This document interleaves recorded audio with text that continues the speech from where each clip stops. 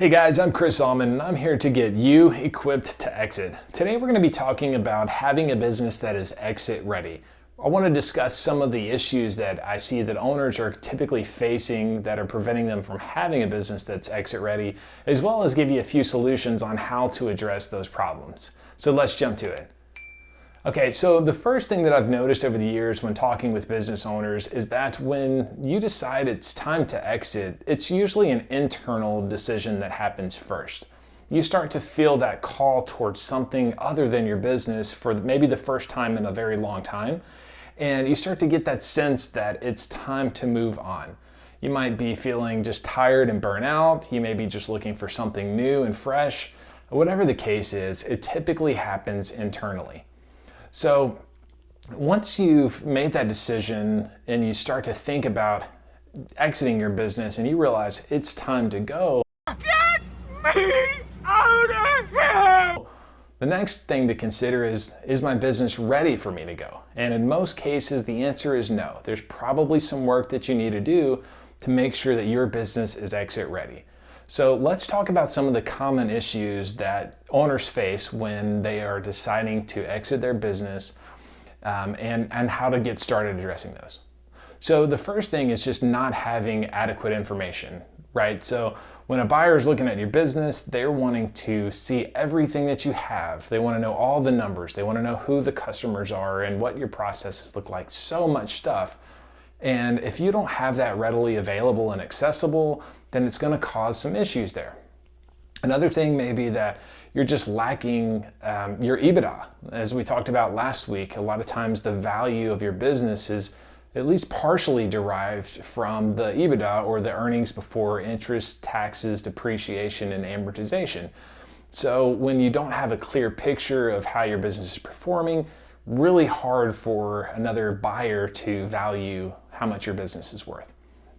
So some other things might be, just not having financial credibility. Maybe you've kept numbers, but you've made some sketchy decisions on how to report things, or you've made some assumptions that may not be realistic. Whatever it may be, there's just some things there that aren't quite what an educated buyer would be looking for. You may not be bankable. Again, that comes down to a lack of finances. Typically, you just don't have the information together for a bank to feel comfortable either lending you money or lending, a potential buyer money to purchase your business. And then some other key things that happen internally are really around your staff and your management team. So if you haven't had a conversation with these people to let them know that you're intending to exit your business, then when the buyers are starting to look at your business, that's going to be an issue for them, because they're going to want to make sure that those employees stick around when you're gone. Because at the end of the day, it's the employees that keep your business running, right? So if you haven't talked with your management team and put incentives in place to keep those people around, there's a big fear that those employees, those key personnel, may leave and take some of that institutional knowledge that they have about your business and either start as a competitor or just share that information where it shouldn't be shared. So that gives us a sense of kind of what's going on internally. But then some other things to consider are your customers, right? So what do your customers look like? Do you have a high concentration of revenue and sales that are coming from your top 10 customers? If so, then you have a customer concentration issue, and you really need to be focusing on diversifying that, bringing in new lines of business, different customers, so that you can really diversify your revenue streams. So I've talked about a lot of the issues that are most common. Some of the things that you can do to address that are to, first off, start tracking the information that you have, right? So the easiest way to do the financial information is just to hire a fractional CFO. Start by getting all the information together from your accountant.